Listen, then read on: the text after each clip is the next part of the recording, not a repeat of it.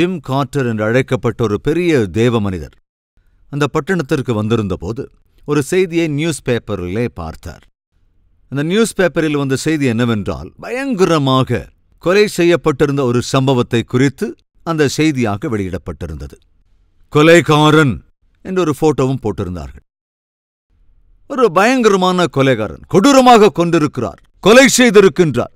எனவே அந்த நபருக்கு ஆயுள் தண்டனை விதித்து அந்த நபரை ஜெயிலிலும் அடைத்து விட்டார்கள். அந்த செய்தி அன்று நியூஸ் பேப்பரில் வந்திருந்தது. அந்த செய்தியை வாசித்த இந்த சுவிசேஷகர் தனக்கு தெரிந்த ஒரு பாஸ்டரோடு கூட பேசி, நாம் அந்த ஜெயிலுக்கு போய் அந்த குற்றவாளியோடு பேசலாம்.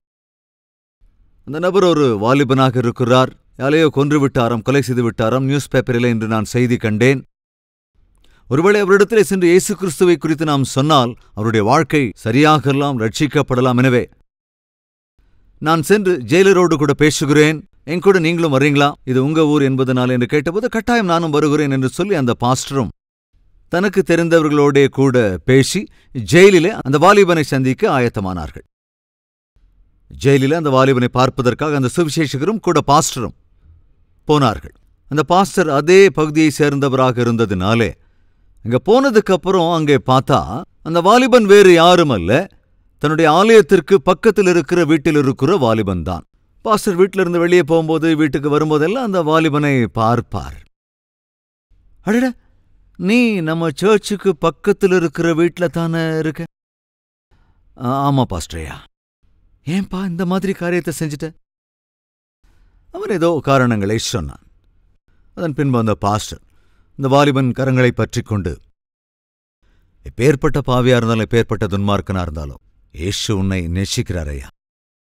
நீ செய்த இந்த பயங்கர காரியத்துக்காக நீ மனஸ்தாபப்பட்டு அறிக்கை செய்தால் இயேசு உன்னை மன்னித்து விடுவார். மனிதர்கள் நீ செய்த கொலைக்காக, கொலை பாதகத்துக்காக ஒருவேளை உனக்கு சிக்ஷை விதித்திருக்கலாம். அதே நேரம் நீ செய்த பாவங்களுக்காக நீ நரகத்திற்குத்தான் போக வேண்டும். ஆனால் நரக சிக்ஷையை ஆண்டவரால் மாற்ற முடியும். தயவு செய்து அந்த இயேசுவை நீ ஒருவேளை ஏற்றுக்கொண்டால் இன்றே அவர் உன்னை மன்னித்து விடுவார். நீ ஏன் ஏற்றுக்கொள்ளக்கூடாது என்று அந்த பாஸ்டரையா, அதோடு கூட அவரோடு வந்த கார்ட்டர் என்கிற அந்த தெய்வ மனிதர் 2 பேரும் சேர்ந்து பேசினார்கள். அன்று அவர்கள் சொன்ன அந்த செய்தி, நற்செய்தி அவன் இருதயத்திலே கிரியை செய்தது. அவன் ஆண்டவரை நம்பினான். கேட்கும்போதே மனஸ்தாபப்பட்டு கண்ணீர் விட்டு அந்த இடத்தில் அவன் அழுதான். இயேசு கிறிஸ்துவையும் கூட அந்த நேரத்திலே அந்த வாலிபன் சொந்த இரட்சகராக ஏற்றுக்கொண்டு விட்டான் அந்த சிறைச்சாலைக்குள்ளே. அதை கண்ட பாஸ்டருக்கு அளவற்ற சந்தோஷம் உண்டாயிற்று. வந்திருந்த அந்த சுவிசேஷகரும் கூட மிகவும் சந்தோஷப்பட்டார். நம்முடைய முயற்சி பலித்து விட்டது, எங்கள் முயற்சியை நீ ஏற்றுக்கொண்டு விட்டாய், நாங்கள் சொன்ன சுவிசேஷத்தை நீ ஏற்றுக்கொண்டு விட்டாய், இயேசு கிறிஸ்துவை உன்னுடைய சொந்த இரட்சகராக ஏற்றுக்கொண்டு விட்டாய், மிகவும் சந்தோஷமாக இருக்கிறது என்று சொன்னார்கள். அப்போ அந்த வாலிபனுடைய கண்களிலிருந்து கண்ணீர் தாரை தாரையாய் வார்த்தது. தன் கண்களிலிருந்து வரும் கண்ணீரை துடைத்துக்கொண்டு குமரி குமரி அழுகிறான். இப்ப பாஸ்டருக்கு ஒன்றும் புரியல. அதென்னையா, இயேசு கிறிஸ்துவை சொந்த இரட்சகராக ஏற்றுக்கொண்டிருக்கிற நீ அவர் அருளுகிற ரட்சிப்பின் சந்தோஷத்தை அனுபவிக்க வேண்டுமே தவிர திடீர்னு இப்படி பயங்கரமாய் அழறிய காரணம் என்ன? பாஸ்டரையா, நீங்க என் வீட்டு பக்கத்துல தானே இருந்தீங்க, எங்க வீட்டு பக்கத்தில் இருக்கிற சர்ச்சுக்கு மேய்ப்பனா இருக்கீங்க. எத்தனை வருஷமா இருக்கீங்க? 15 வருஷமா நான் அங்கதான் பாஸ்டரா இருந்துகிட்டு இருக்கேன். பாஸ்டரையா, எனக்கு வயசு 20 ஆகுது. எனக்கு நினைவு தெரிஞ்ச நாள்ல இருந்தே கூட நீங்க எங்க வீட்டுக்கு பக்கத்துல தான் பாஸ்டரா, அந்த சர்ச்சில் தான் பாஸ்டரா இருந்துட்டு இருக்கீங்க. ஒரு கொலையை செஞ்சு வாழ்நாள் முழுக்க இந்த ஆயுள் தண்டனைய அனுபவிக்கிறதுக்காக நான் ஜெயிலுக்கு வந்ததுக்கு அப்புறம் வந்து இயேசு கிறிஸ்துவ பத்தி எனக்கு சொல்றீங்க. இப்படி ஜெயிலுக்கு நான் வர்றதுக்கு முன்னாலேயே அந்த இயேசு கிறிஸ்துவை எனக்கு அறிமுகம் பண்ணி வச்சிருந்தீங்கன்னா உங்களை மாதிரி நானும் ஊழியம் பண்ணியிருப்பேனே பாஸ்டரையா, ஊழியத்துக்கு வந்திருப்பேனே.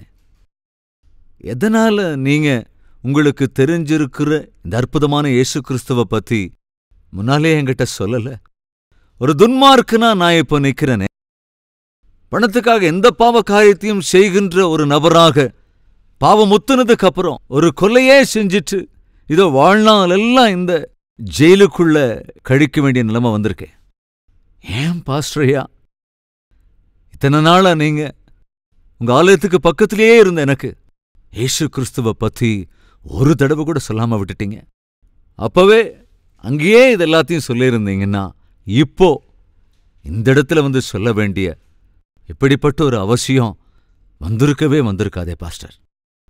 ஆக்சுவலா நீங்க இன்னைக்கு எவ்வளவோ பிரயாசப்பட்டு சிறைச்சாலைக்குள்ள வந்து எனக்கு சுவிசேஷத்தை அறிவிச்சதுனால நான் ரட்சிக்கப்பட்டுட்டேன்னு நீங்க சந்தோஷப்படுறீங்களே தவிர, உங்களுக்கு தெரியாமலேயே என்னுடைய வாழ்க்கையில ஒரு மிகப்பெரிய துரோகத்தை செஞ்சிட்டீங்க பாஸ்டர்.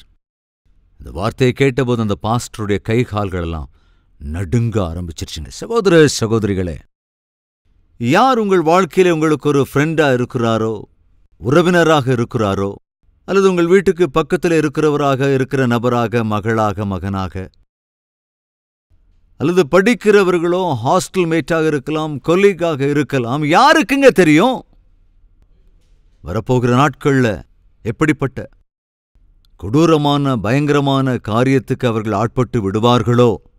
யாருக்குங்க தெரியும் அவருடைய எதிர்காலம் எப்படி இருக்குங்கிறது? யாருக்கு தெரியும் எவ்விதத்தில் என்றைக்கு அவர் தன் கண்களை மூடி விடுவாரோ? எல்லாமே கை நழுவி போனதற்கு பிறகு, அவர் கண்களை மூடிய பிறகு, ஐயோ அவருக்கு சுவிசேஷத்தை அறிவித்திருந்தால் நல்லா இருந்திருக்குமே, ஐயோ அவருக்கு தேவ வசனத்தை சொல்லியிருந்தால் நல்லா இருந்திருக்குமே என்ற அந்த சூழ்நிலையில் வருத்தப்படுவதை காட்டிலும், வாய்ப்பிருக்கிற போது இயேசு கிறிஸ்துவை குறித்து அவர் செய்த தியாகத்தை குறித்து நாம் பிரசங்கிப்பது என்பது அவசியமில்லையா? யோசிச்சுப்பார்.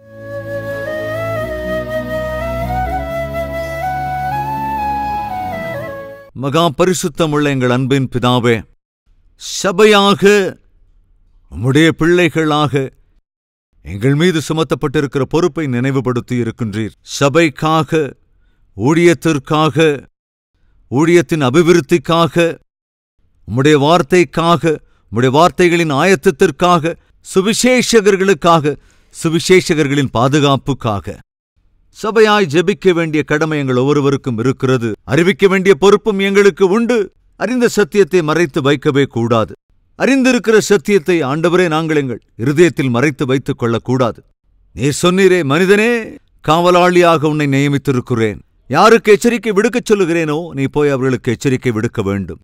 யாரிடம் எங்களை போகச் சொல்லுகிறீர்களோ அங்கு சென்று, யாரோடு பேசச் சொல்லுகிறீரோ அவரோடு பேசி உம்முடைய அன்பையும் சத்திய சுவிசேஷத்தையும் அறிவிக்கிற கிருபையருள வேண்டும் என்றும், கேட்ட வார்த்தைகளை அலட்சியம் செய்யாமல் கிரியைகளில் வைக்கிற கிருபையருள வேண்டும் என்றும் இயேசுவின் நாமத்தில் வேண்டிக் கொள்கிறோம் பிதாவே.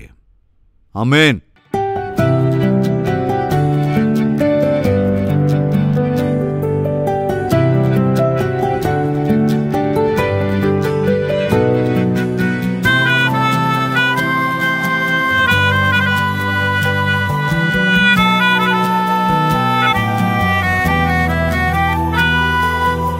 இது முதற்கொண்டு உங்கள் வாழ்க்கையில தேவனை காண்பிக்கிற அற்புதமான ஆவிக்குரியவர்களாய் வாழ வேண்டும் என்று மனப்பூர்வமாய் விரும்புகிறேன். இந்த சுருக்கமான செய்தி உங்களுக்கு ஆசீர்வாதமாக இருந்திருக்கும் என்றால் லைக் செய்யுங்கள். அதேபோல 10 பேருக்காவது ஷேர் செய்யுங்கள். அது மட்டுமல்ல, உங்களுடைய கமெண்ட்டையும் எழுதுங்கள். அதை நான் வாசிப்பேன், தேவனை மகிமைப்படுத்துவேன். தேவனுக்கு சித்தமானால் நாளை சந்திக்கலாம். ஷாலோம்.